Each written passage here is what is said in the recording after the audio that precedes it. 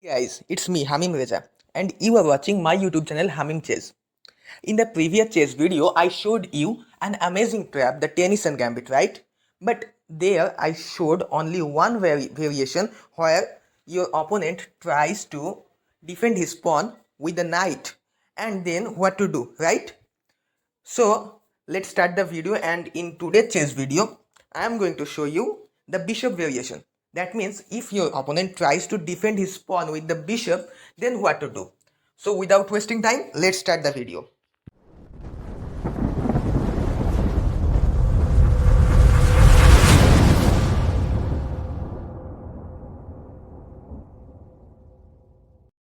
Before starting the video, let me tell you one thing. If you haven't subscribed to my channel yet, then subscribe to my channel and press on the notification bell icon to never miss any of my videos. I will try my best to upload as much as I can the chess videos which will help you to improve your chess skill and you can be a better chess player.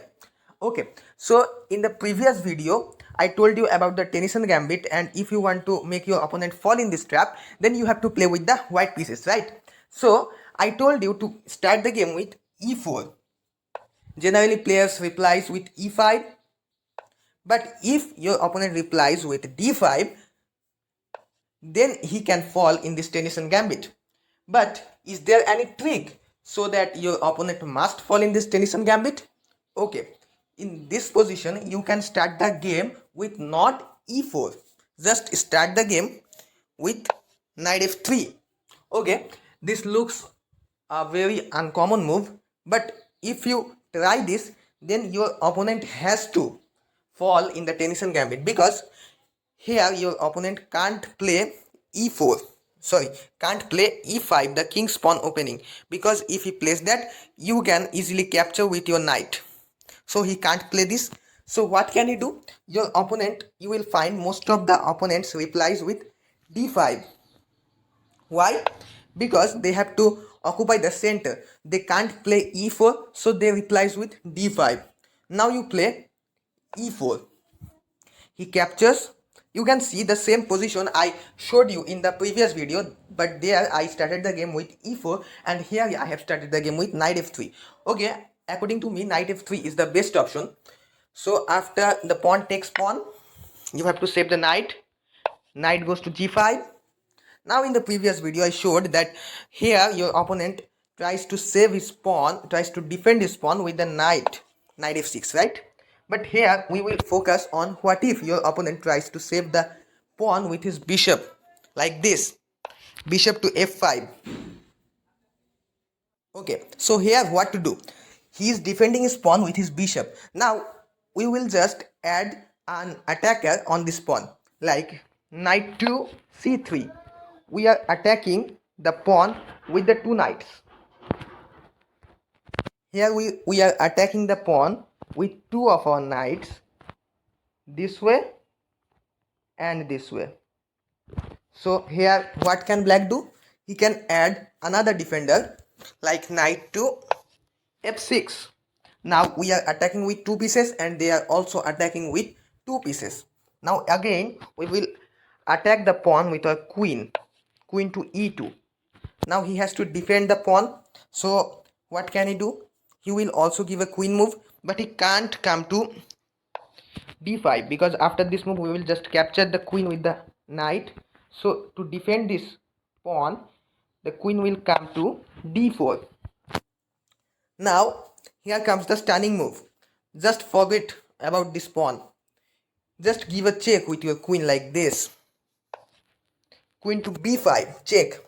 Now you are not only checking the king, if you notice clearly, you are also attacking this bishop and also attacking this weak square, and after you capture the pawn you can easily capture the rook.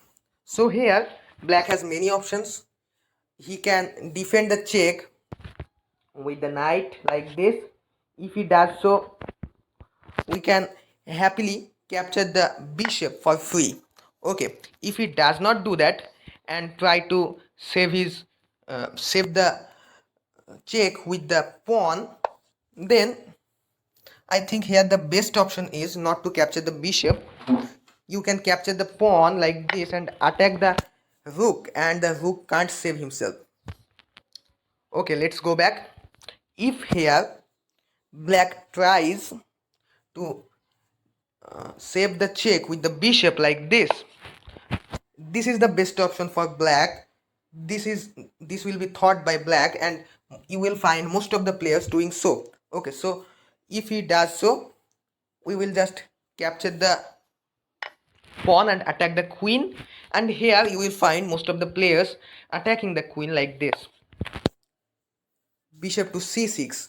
He is under the support of the knight, and he is uh, attacking the queen. You may think that we will not get anything right, but here comes the stunning move. We will go for a bishop move. We will come here and fork the bishop. How? Bishop to b5, and we have just pinned the bishop. The bishop can't capture the queen as it is pinned. If it moves, then there will be a discovered check on king. So after this move, he has to capture the bishop. He has no move. He captures. We capture the bishop with the knight. The queen is under attack, so he has to save his queen.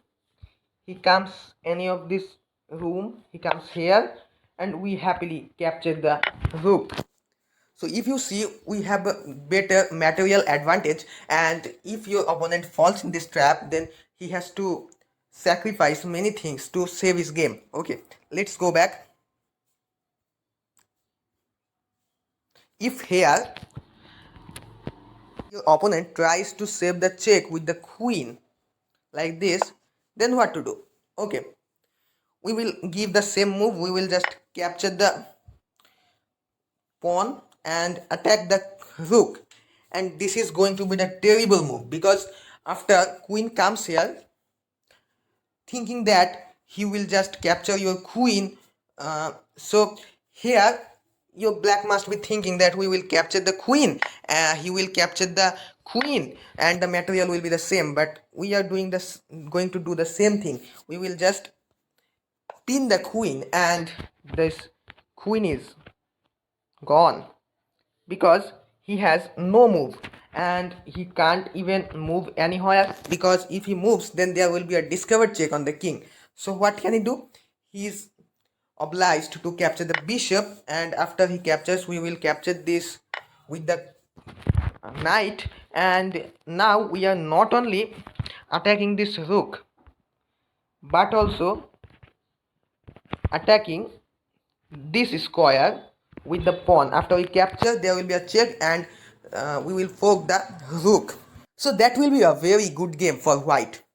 So if you are able to make your opponent fall in this Tennyson gambit, then that can be a very good advantage for you. So I will suggest you to try this game and play this against your opponent.